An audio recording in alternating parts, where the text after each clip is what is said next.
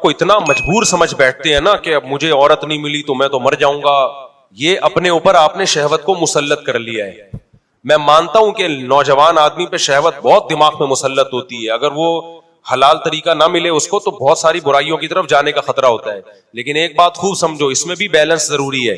آپ جب اپنے آپ کو بزی کر لو مفید کاموں میں اور دماغ وہاں سے ہٹاؤ تو یہ کوئی ایسی چیز نہیں ہے جو 24 گھنٹے آپ کے ساتھ چپکی رہے. جو لوگ ہینڈ پریکٹس کرتے ہیں نا, کہتے ہیں ہمیں نیند نہیں آتی, ہم پہ شہوت مسلط ہو جاتی اور یہ ہو جاتا ہے وہ ہو جاتا ہے. او بھائی تو بستر پہ لیٹ کے سوچ کیوں رہا ہے؟ تو بستر پہ جا اس ٹائم پہ جب نیند کا شدید غلبہ ہو, شدید نیند آ رہی ہو, بستر پہ لیٹتے ہی آنکھ لگ جائے گی. یہ کمبخت پہلے جائے گا, لیٹے گا, پھر خیالی پلاؤ چلائے گا, پھر ٹک ٹاک پہ لڑکیوں کی ویڈیوز دیکھے گا, پھر فوش فلم دیکھے گا, پھر کہہ رہے شہوت میرے کنٹرول میں نہیں ہے, وہ میں خودکشی کر رہا ہوں.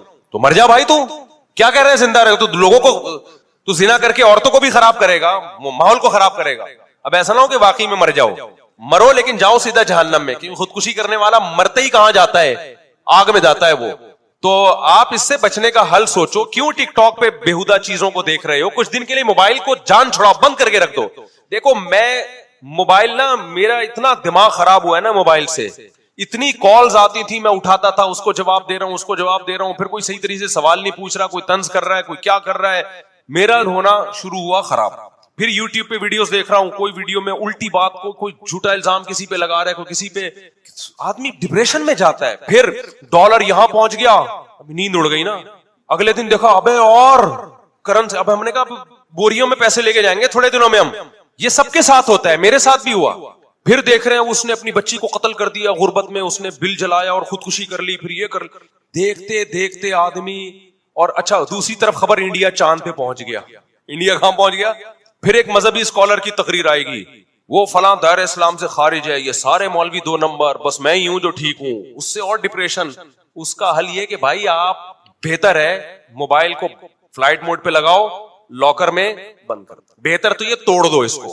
میں توڑ اس لیے سکتا کہ مجھے سوسائٹی میں ان بھی تو رہنا ہے نا. اگر میں بالکل بند کر کے رکھ دوں, مجھے پتا کیا چلے گا سوسائٹی میں ہو کیا رہا ہے. تو میں نے اس کا حل یہ نکالا, اس کو رکھو کمبخت کو فلائٹ موڈ پہ. دیکھو ابھی بھی فلائٹ موڈ پہ ہے. 20 لوگ کال کر رہے ہو کہ گالیاں دے رہے ہوں گے, مفتی صاحب فون کیوں نہیں اٹھا رہے. ڈپریشن دینا سیکھو. میں نے کیا کیا, جو ٹینشن کالز کی مجھے ہوتی تھی وہ میں نے پارسل کر دی.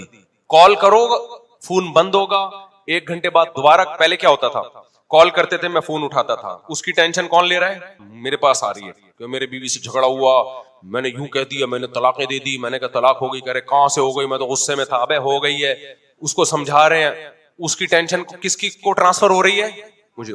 مفتی صاحب ڈراپ شپنگ جائز ہے یا نہیں؟ ہاں جائز ہے, بشرطے کہ قبضہ کر کے بیچو. بھائی قبضہ تم کون, تمہارا باپ کرے گا وہاں جا کے قبضہ؟ یعنی وہ اس طرح تو نہیں کہتا, لیکن مقصد اس کا یہی ہوتا ہے. بھائی پھر آپ ایسا کرو کمیشن ایجنٹ بن جاؤ. ہاں ٹھیک ہے میں کمیشن ایجنٹ بن رہا ہوں, لیکن پھر نقصان ہوا تو کمپنی کا کمپنی تھوڑی.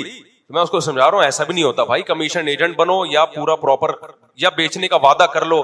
اچھا مفتی صاحب اگر ہم نے وعدہ کر لیا تو کل وہ مکر گیا, میں نہیں لے رہا, میں نے کہا مکر سکتا ہے وہ, یہ تو صحیح نہیں ہوا.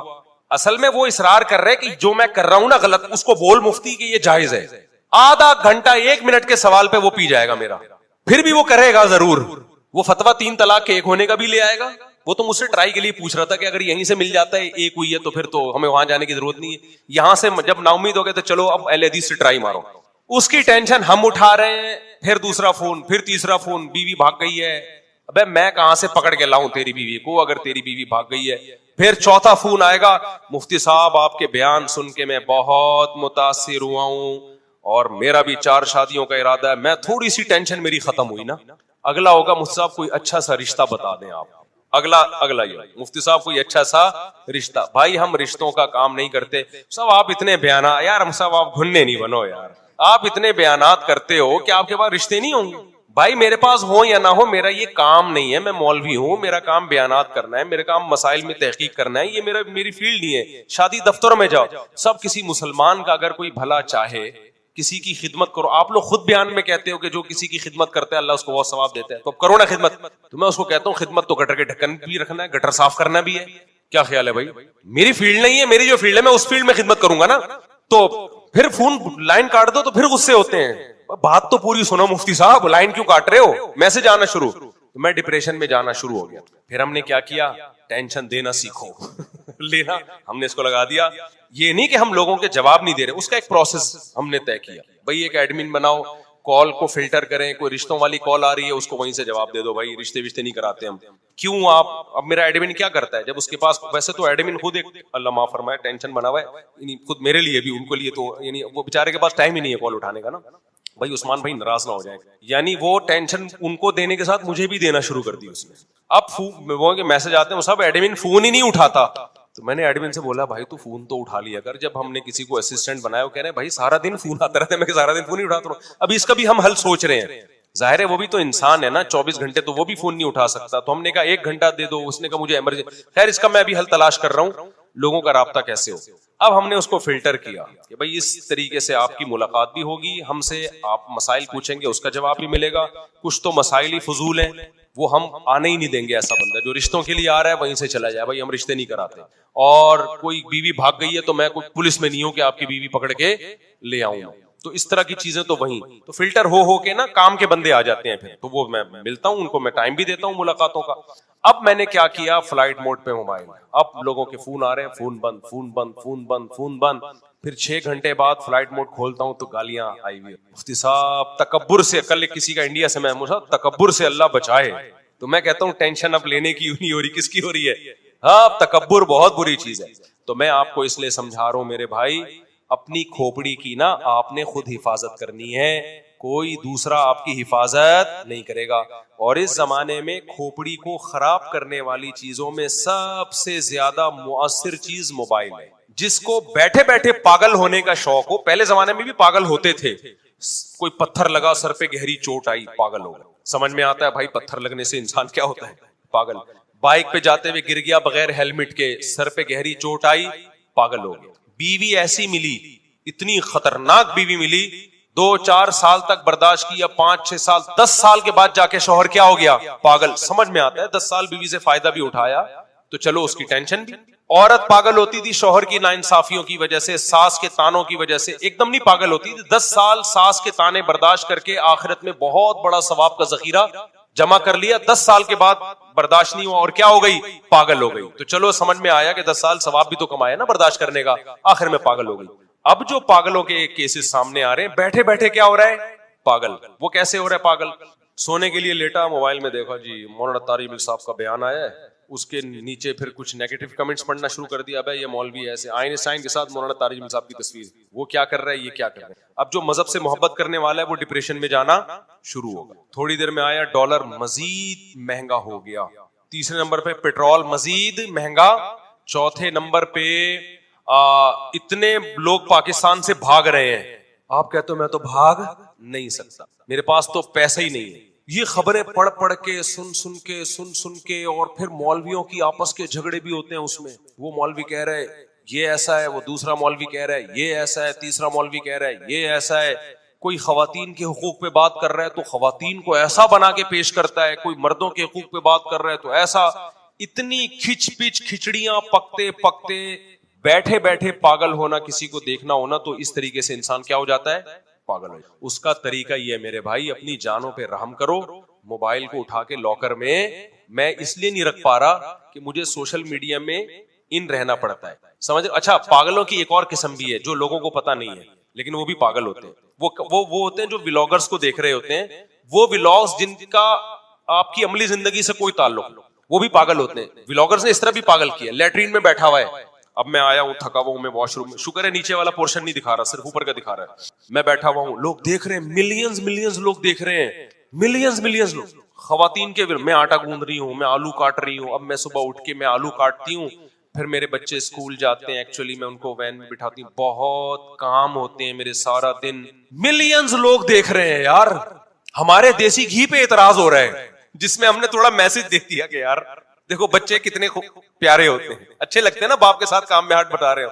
اور واشنگ مشین پہ اعتراض ہو رہا ہے کہ واشنگ مشین, وہ کپڑے دھونے والی واشنگ مشین نہیں تھی بھائی, وہ تھی گھی کے لیے, اس میں کبھی کپڑے نہیں دھوتے. اچھا خیر, تو لیٹرین میں بیٹھا ہوا ہوں, میں بہت تھک گیا ہوں, اب میں نے سونا ہے, اب میں برگر کھا رہا ہوں, اب میں بوتل پی رہا ہوں. یہ بھی پاگلوں کی, وہ پاگل نہیں ہے جو ولاگ بنا رہا ہے, اس کو پتا ہے قوم پاگل ہے, اس کو کیا پتا ہے, اس کو پتا ہے قوم کیا ہے.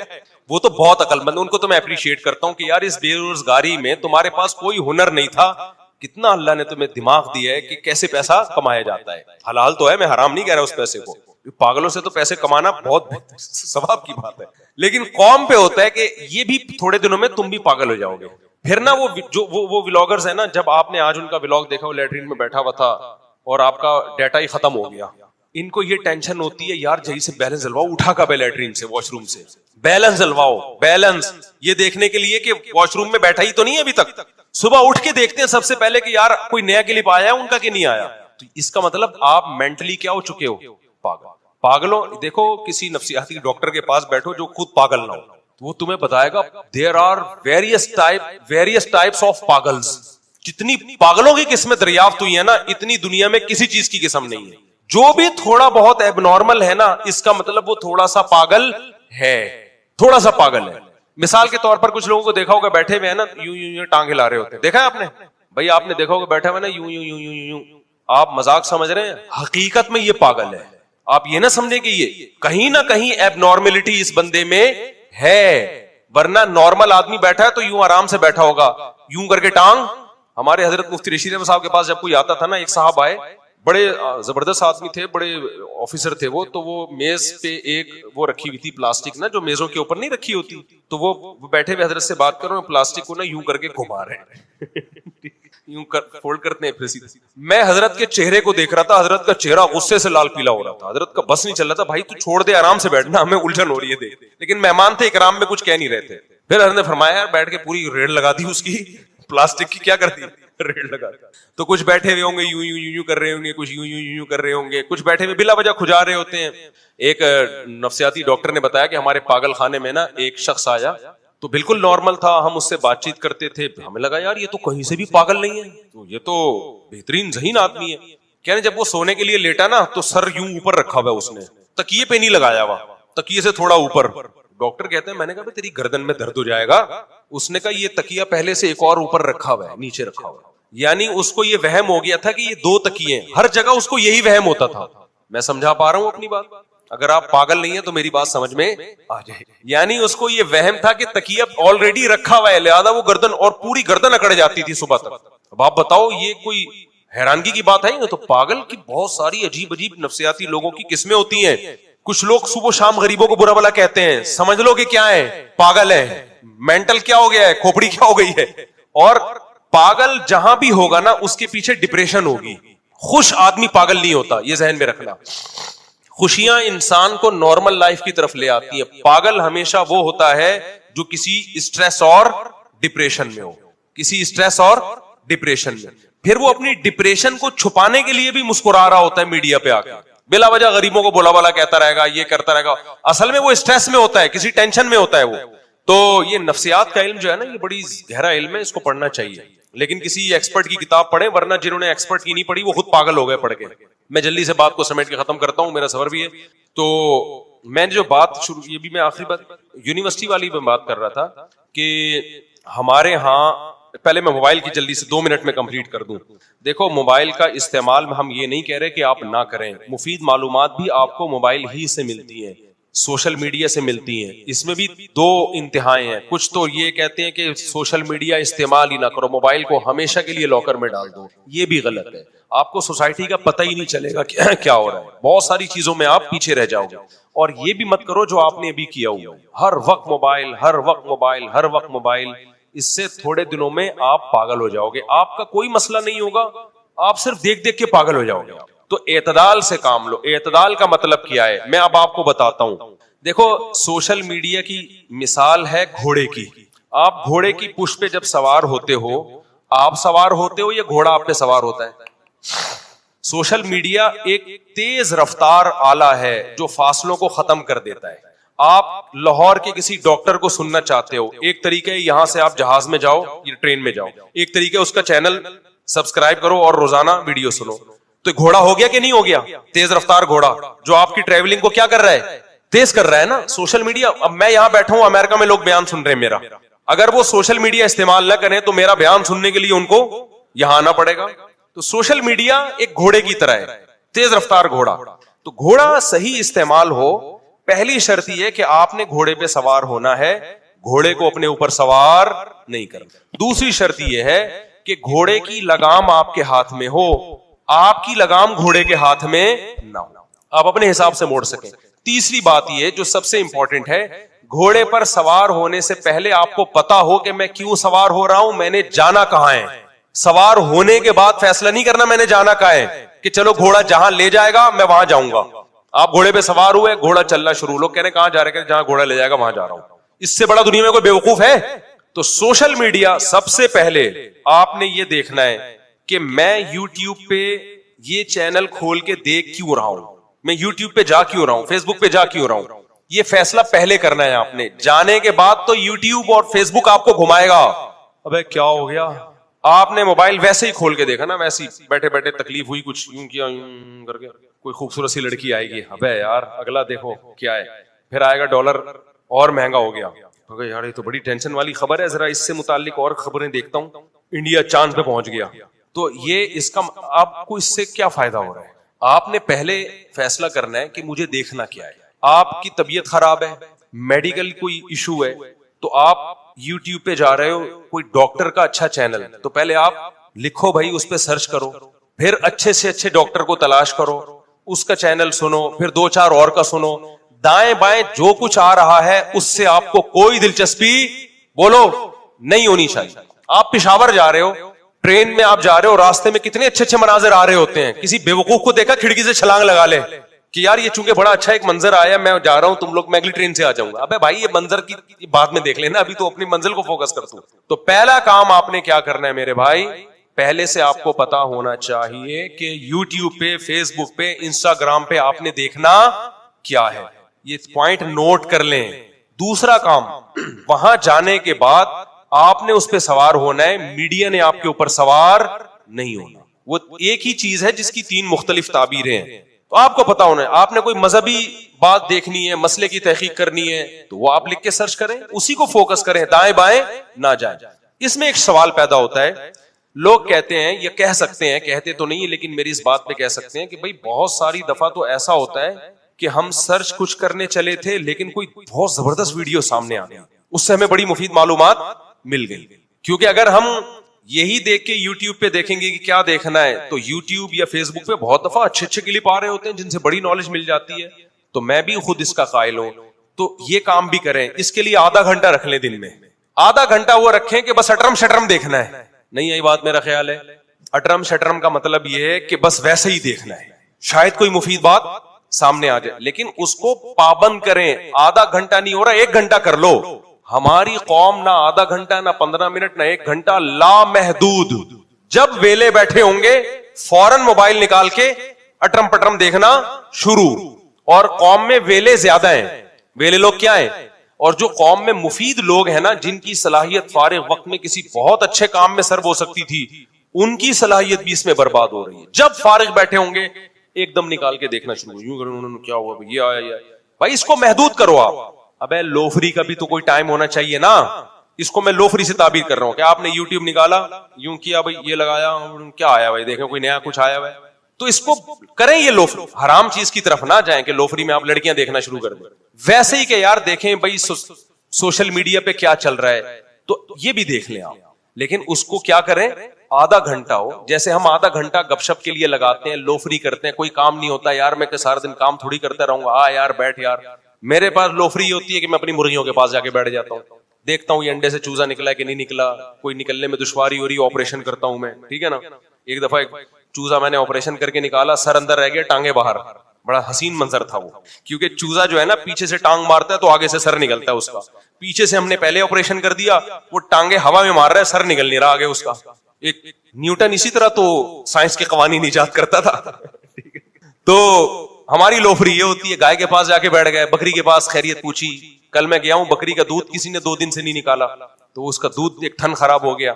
خیر, تو سوشل میڈیا پہ میں بھی ایسا کرتا ہوں, میں آدھا گھنٹہ, پونا گھنٹہ تو نہیں, آدھا گھنٹہ میں ایسا کرتا ہوں کہ یار دیکھو چل کیا رہا ہے مارکیٹ میں. اسی میں پھر یہ نیگیٹو کمنٹس, سائنسدانوں کے ساتھ مولانا طارق جمیل صاحب کی تصویر لگا دی کہ بھائی وہ سائنسدان یہ کر رہے ہیں اور مولانا طارق جمیل صاحب حوروں کے فضائل, تو یہ مجھے آدھا گھنٹہ, پونے گھنٹے سے پتہ چلتا ہے.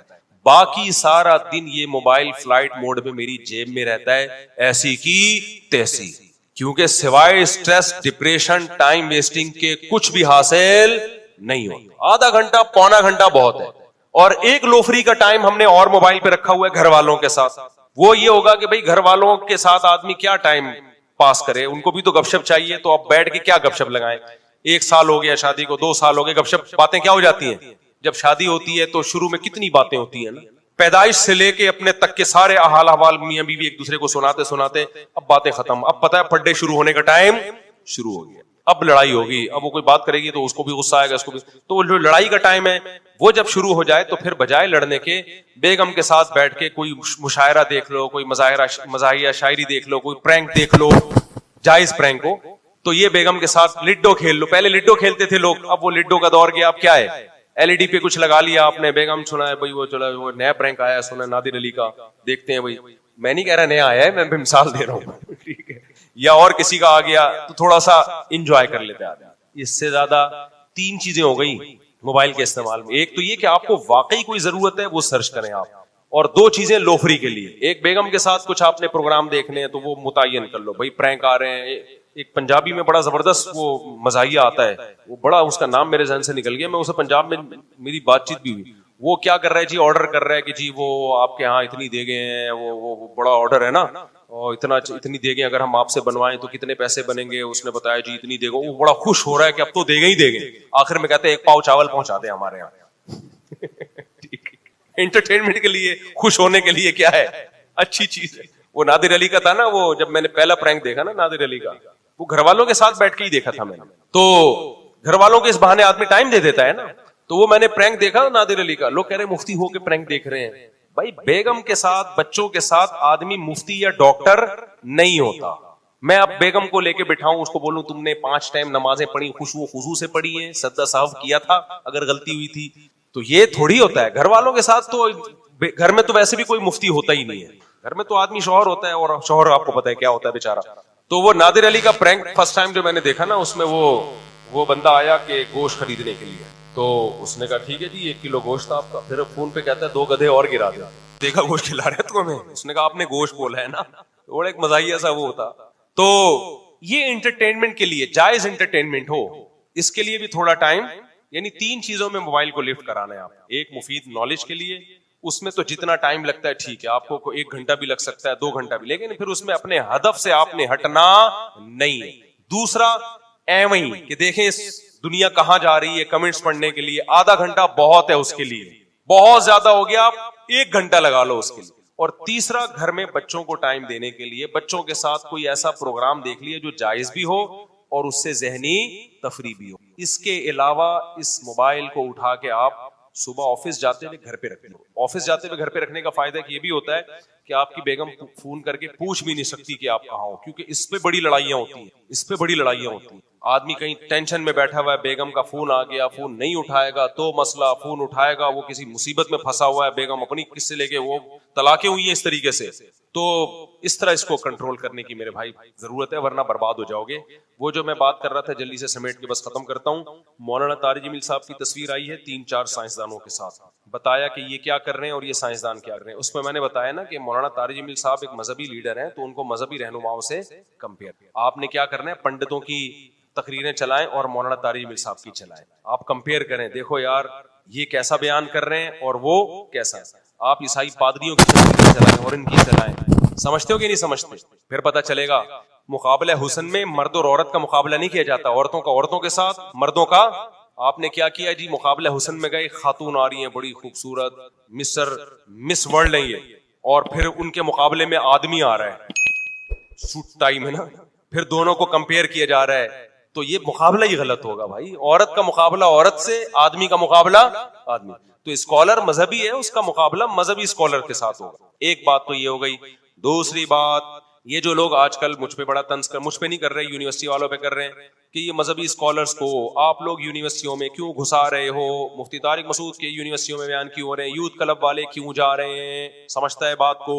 تو اس کا جواب یہ ہے دیکھو اسلام دوسرے مذاہب کی طرح نہیں ہے. لوگ یہ کہتے ہیں کہ پنڈت کو کبھی دیکھا کالج میں جا کے بیان کرتے ہوئے, کبھی پادری کو دیکھا, حالانکہ وہ بھی ہوتا ہے, پادریوں کو بھی, پنڈتوں کا تو مجھے نہیں پتا, لیکن پادریوں کا تو بہت بڑا کردار ہے ان کی سوسائٹی میں. اتنا تو نہیں ہے جتنا مسلم اسکالرز کا ہے, اس کا تو 10واں حصہ بھی نہیں ہے, لیکن یہ بھی نہیں ہے کہ بالکل ہی غلط ہو. تو خوب سمجھ لو یہ اسلام کے برحق ہونے کی دلیل ہے. اسلام آپ کو ہر شعبے میں گائیڈ کرتا ہے, اور اگر آپ نے یونیورسٹیوں میں علماء پر پابندی لگا دی نا, تو آپ کی سوسائٹی میں جو تھوڑی سی خیر نظر آ رہی ہے نا, وہ خیر بھی ختم ہو جائے. تھوڑی سی جو خیر بچی ہوئی ہے نا, ان یونیورسٹیوں کے ٹیچرز اور طلبہ کا مذہب سے تھوڑا بہت رشتہ ہے. یہ رشتہ اگر ختم ہو گیا تو فیوچر میں آپ خیر کی امید نہ رکھیں, خیر کی امید نہ رکھیں. آپ دیکھ لو جو ہمارے ہاں تصویر کا ایک رخ دیکھا جاتا ہے, میں اس پہ انشاءاللہ مستقل بیان کروں گا. ابھی چونکہ میری فلائٹ ہے نا, تو مجھے تھوڑا اسپیڈ میں بات کرنی پڑے گی, وہ مزہ نہیں آئے گا. اس ٹاپک پر میں انشاءاللہ کسی وقت مزید ڈیٹیل سے بات کروں گا, کیونکہ ہمارے ہاں انسٹاگرام پہ, ٹک ٹاک پہ, یوٹیوب پہ, فیس بک پہ ایک پوری لابی ہے جو صرف علماء کا سے لوگوں کو بدگمان کرنے کے لیے بیٹھی ہوئی ہے. اور اس لابی کی بیس پتہ ہے کیا ہے؟ علماء کو سائنسدانوں کے مقابلے میں لانا اور مذہب کو سائنس کے مقابلے میں لانا, حالانکہ دونوں کا مقابلہ بنتا ہی نہیں ہے. مذہب کا مقابلہ دوسرے مذاہب کے ساتھ ہوگا, سائنسدانوں کے ساتھ نہیں ہوگا.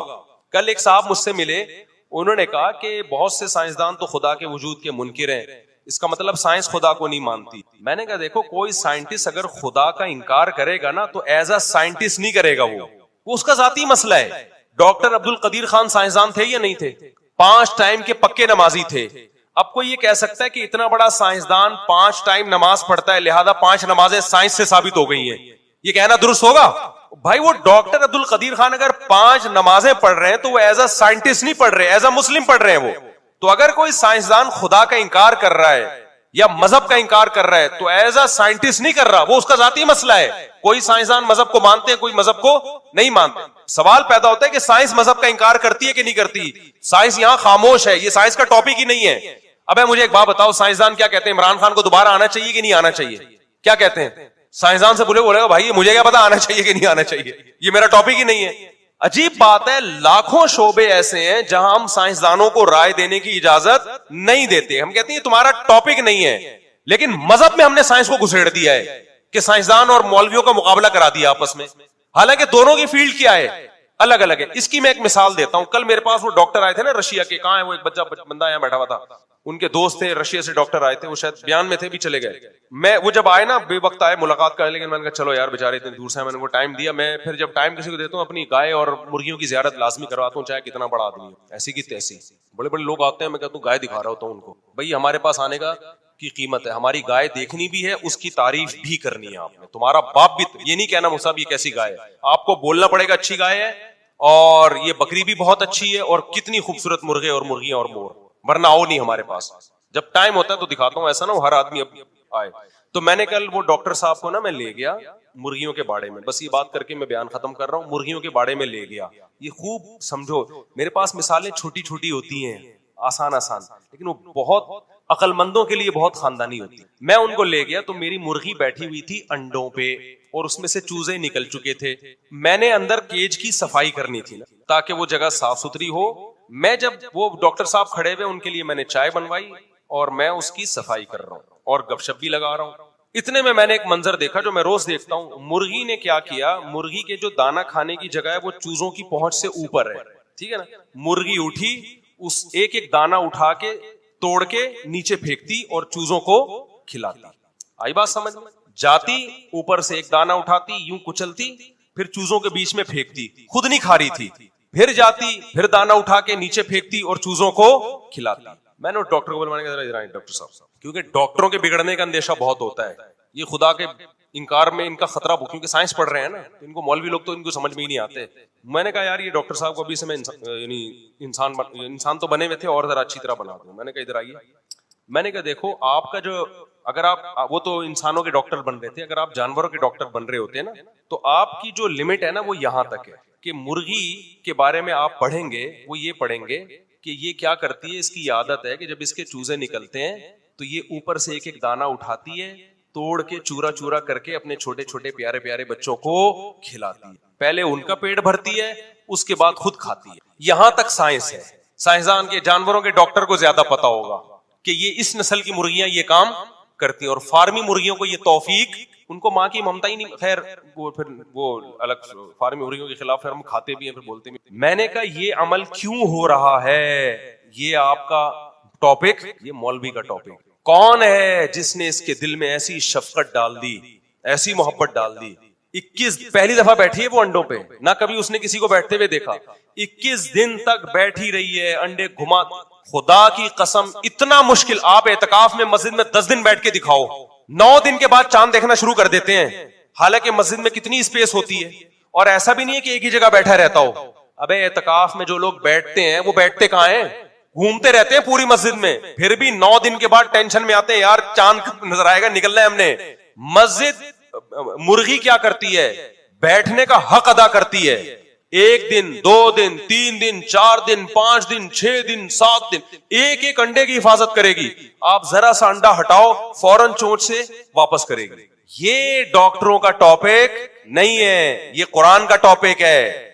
کون ہے جس نے اس کے دل میں ایسی ممتا ڈالی ہے, ایسے سافٹ ویئر اس کی کھوپڑی میں انسٹال کر دیا. ایسا عجیب منظر لگتا ہے نا, اتنا پیارا منظر لگتا ہے.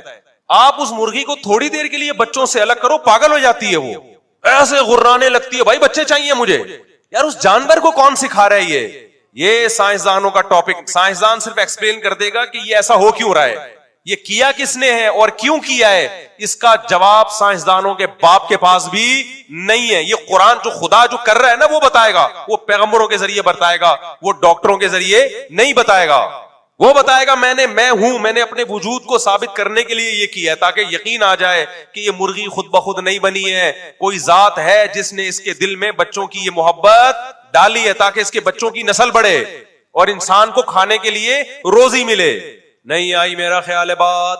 تو میں نے ان ڈاکٹر کو بلایا, میں نے کہا ڈاکٹر صاحب میڈیکل سائنس حرف آخر نہیں ہے, سمجھ رہے ہو آپ, تو یہ مجھے ایکسپلین کر دو کہ ایکچولی ہوتا یہ ہے کہ میں جب میں ڈاکٹر سے پوچھوں گا کہ یہ کیوں کھلا رہی, تو آپ کہو گے ایکچولی اس کی جینز میں یہ بات آئی ہے, اور سائنسدان یہ کہتے ہیں کہ جو جینز ہوتی ہیں وہ ماں باپ سے چل کے, اس کو کوئی خاندانی مرغا اس کا باپ ہوگا, خاندانی مرغی اس کی ماں ہوگی, نسلی مرغیاں, تو جینز میں یہ چیز آئی ہے, تو جس کی وجہ سے یہ دانے یوں کھلا رہی ہے. ٹھیک ہے, بالکل صحیح ہے, لیکن یہ چیز مذہب کے اگینسٹ تھوڑی. مذہب کب کہہ رہا ہے کہ جینز میں نہیں آئی ہے؟ او بھائی یہ جینز میں ٹرانسفر کون کر رہا ہے, اس کے ماں باپ کی جینز میں کس نے پہلی دفعہ یہ سافٹ ویئر کس نے انسٹال کیے, اور اتنا عجیب کام یار, ایسے اتنا پیارا منظر لگتا ہے. مرغے کو دیکھ لو یار, مرغے میں بڑی غیرت ہوتی ہے. میں نے دیکھا مرغا کیا کرتا ہے, آپ 8-10 مرغیاں چھوڑ دیں, تجربہ نسلی مرغوں کی بات کر رہا ہوں, فارمی کا کوئی بھروسہ نہیں ہے. اصیل مرغے آپ بھوکے ہو نا 10 کو, آپ دانا ڈالیں, مرغا پہلے مرغیوں کو کھانے دے گا, حالانکہ بھوکا ہوگا. کس کو کھانے دے گا؟ جب ان کا تھوڑا پیٹ بھرے گا نا, پھر مرغا آئے گا بدماشی کے ساتھ, بہت تھوڑا کھائے گا, زیادہ نہیں کھائے گا. مرغیاں بہت کھاتی ہیں. تو یہ اخلاقیات بھی کس نے سکھائی ہیں ان کو؟ یہ خدا نے سکھائے ہیں بھائی. اور اس میں ہمارے لیے سبق ہے کہ مرد کھلاتا ہوا اچھا لگتا ہے, کھاتا ہوا اچھا نہیں لگتا. آج تو سارا نظام ہی برباد ہو گیا, عورتیں کما کما کے آدمیوں کو کھلا رہی ہیں. تو خیر, تو اب وہ میں جو آپ کو بتا رہا ہوں نا, آج کل کے مذہبی اسکالر جو علماء کے خلاف ہے نا, بار بار سائنس کیا کر رہی ہے, اور مولوی جنت جہنم میں پڑے ہوئے سائنس کیا کر رہی ہے. ابے بھائی تم سائنسدانوں کا مقابلہ سائنسدانوں سے کراؤ. آپ یہ بولو ان کے سائنسدان یہ کر رہے ہیں, ہمارے سائنسدان یہ کر رہے ہیں, ان کے سائنسدان یہ کر رہے ہیں, اور ہمارے والے سائنسدانوں کی تصویریں لگاؤ. تو ان لوگوں سے ہوشیار رہو. میرا بتانے کا مقصد یہ ہے, یہ تمہارے خیر خواہ نہیں ہے. تمہیں علماء سے ہٹا کے جو تھوڑی بہت خیر ہے نا, اس کی بھی ایسی تیسی کر, اور اس سے تم سائنسی ترقی تو بالکل بھی نہیں کرو گے. جو تھوڑی بہت خیر رہ گئی ہے, تم پتہ کیا کرو گے, آدھا کام کرو گے, آدھا نہیں کرو گے. اس سے ہوگا یہ کہ چونکہ سائنس تو سائنسدانوں کا ٹاپک ہے نا, تو تمہارے یہاں اچھے سائنسدان پیدا ہونا تو یونیورسٹیوں کا کام ہے, یونیورسٹیاں کام پوری نہیں کر رہی, تو سائنس تو ویسے ہی نہیں تمہارے پاس. تو چاند وانتے جانے کی باتیں تو چھوڑ دو. جب مذہب کو تم اپنی سوسائٹی سے نکالو گے تو پتہ ہے کیا ہوگا, گورے کے پاس مذہب نہ ہونے سے جو نقصانات ہیں, وہ نقصانات تمہاری سوسائٹی میں آ جائیں گے. کیا مطلب؟ زنا تمہاری سوسائٹی میں پھیلے گا, ہومو سیکسولیٹی تمہاری سوسائٹی میں پھیلے گی, اور بڑھاپے میں ماں باپ کو اولڈ ہاؤس میں جمع کرانا, یہ والی تمام چیزیں تم مغربی کلچر سے لے لو گے. جس پہ رکاوٹ کون ڈالتا ہے؟ مذہب. اور سائنس وہاں سے آئے گی نہیں تمہارے پاس. کیونکہ یونیورسٹیوں کا حال تمہیں پہلے سے معلوم ہے. نتیجہ شر ہی شر تمہارے ہاں پھیل جائے. گورے کے پاس شر ہے تو کچھ خیر بھی ہے, آپ کے پاس صرف شر ہی ہوگا. شرابیں عام ہو جائیں گی. قانون ان کے ہاں اتنا مضبوط ہے کہ شراب پی کے بھی ایک لمٹ ہے کہ اس سے زیادہ پینے کی اجازت نہیں ہے. اور ریپ کے بھی واقعات ہوتے ہیں لیکن پھر بھی قانون مضبوط ہے. جب آپ کے یہاں زنا پھیلے گا تو قانون تو مضبوط ہے نہیں. آپ کے ہاں ریپ کے واقعات ان سے زیادہ بڑھ جائیں گے, شراب کے واقعات ان سے زیادہ بڑھ جائیں گے. لمٹ کو دیکھنے والا کوئی ہوگا ہی نہیں. اگر کسی پولیس والے نے آپ کو پکڑا کے آلہ لگا کے چیک کیا, 50 روپے آپ اس کو پکڑا دو گے, ٹھیک ہے, 2 بوتلیں اس کو بھی پلا دو. تو قانون تو ہمارے یہاں اس جیسا ہے نہیں. برائیاں آپ ان کی